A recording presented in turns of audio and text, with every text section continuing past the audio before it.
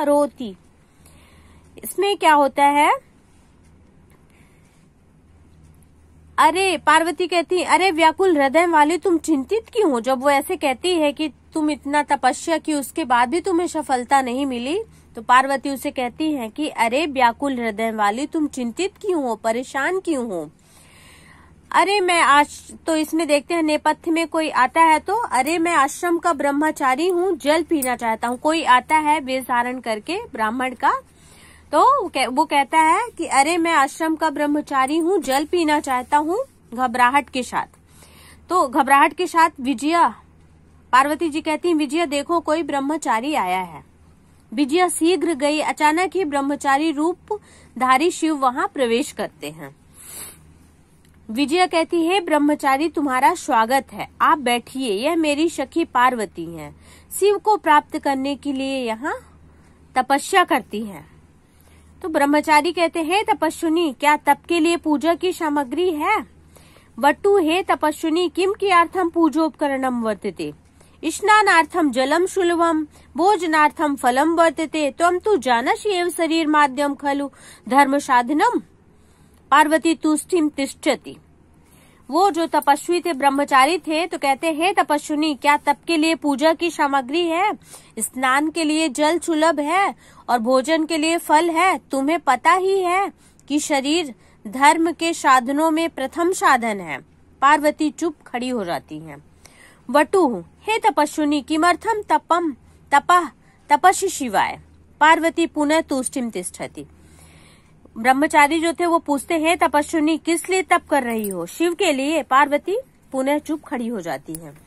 विजया जो उनकी सहेली थी वो आकुल भूय आम तस्मय एव तपः तपति, बट रूपधारी शिव सहसैव उच्च उपहसति। तो विजया परेशान होकर हाँ उसके लिए ही तपस्या कर रही है। ब्रह्मचारी रूपधारी शिव एकदम जोर से हंसते हैं। वटु अय पार्वती सत्यमेव त्वं शिव पातिमिच्छसि उपहसनम नाम्ना शिवः अन्यथा अशिवः शमशाने वसति, यस्य त्रीणि नेत्राणि वसनम व्याघ्रचर्मः अंगरागः चिताभस्मः परिजानश्च भूतगणः किम तमेव शिव पतिमिच्छसि। अरे पार्वती क्या यह सच है कि तुम शिव को पति प्राप्त करना चाहती हो।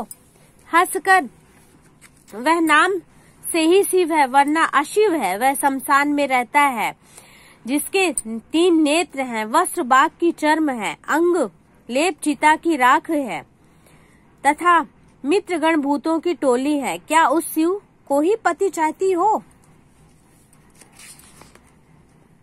तो पार्वती कहती हैं अरे वाचाल अप्सर जगत न कोऽपि शिवस्य यथार्थम स्वरूपम जानति, यथा त्वमसि तथैव वदसि। विजया प्रति सखी चल, या निंदा करोति सा तु पाप भागम भवति, एव सा शृणोति सो अपि पाप भागम भवति। पार्वती द्रुत गत्या निष्क्रामति, तदैव पृष्ठत वटो रूप परित्यज्य शिवः तस्या हस्तम ग्रहाति। पार्वती लज्जया कंपते।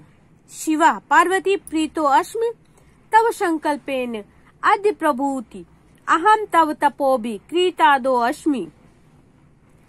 तो पार्वती गुस्से में जब इस तरह वो बोलता है तो वो शिव जी जो थे तो ब्रह्मचारी रूप में आए थे ना, तो ऐसे बोलते हैं कि तो पार्वती क्रोधित होकर कहती हैं अरे बड़ बोले हट जा, संसार में कोई भी शिव के वास्तविक स्वरूप को नहीं जानता है, जैसे तुम हो वैसे ही बोलते हो। विजया से बोलती हैं चलो सखी, जो निंदा करता है वह तो पापी होता ही है, जो सुनता है वह भी पापी होता है। पार्वती तेज गति से निकल जाती हैं। तभी पीछे से ब्रह्मचारी के रूप को छोड़कर शिव उसका हाथ पकड़ लेते हैं और पार्वती जब उन्हें शिव रूप में देखती हैं तो वो शर्मिंदा लज्जित हो जाती हैं, लज्जा से कांपने लगती हैं। शिव हे पार्वती तुम्हारे संकल्प से प्रसन्न हूँ। शंकर जी कहते हैं कि हे पार्वती मैं तुम्हारे इस तपस्या से संकल्प से प्रसन्न हूँ, खुश हूँ।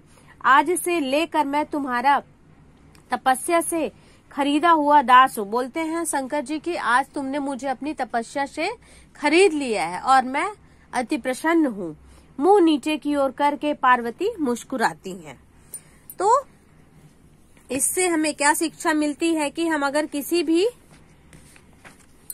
चीज को, किसी भी लक्ष्य को पाने के लिए दृढ़ संकल्प हो जाते हैं, मन से ठान लेते हैं, दृढ़ इच्छा कर लेते हैं, तो वो हमें जरूर मिलता है। भले ही उसे पाने के लिए बहुत सारी कठिनाइयों का सामना करना पड़े, पर हमें अपना धैर्य और साहस कभी नहीं खोना चाहिए।